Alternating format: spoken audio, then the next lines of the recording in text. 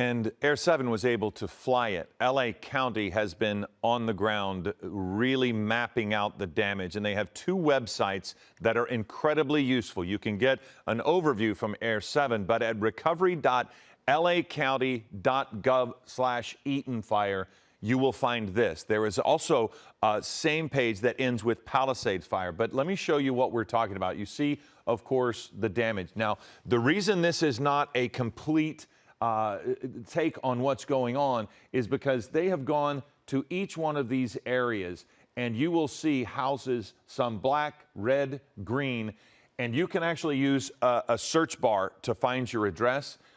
But this is sad, folks. You tap on this and you can see that there's 50% or more destruction here. You can actually click on a photo and you actually see the property that you searched.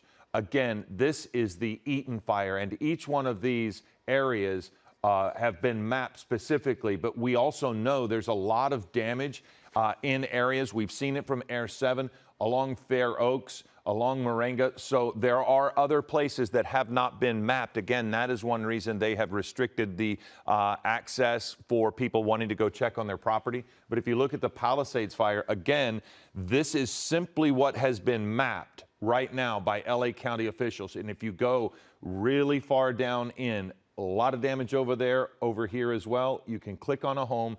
This would be possibly your address. It says there's more than 50% destruction. And again, you open the image and you can see what that house looked like.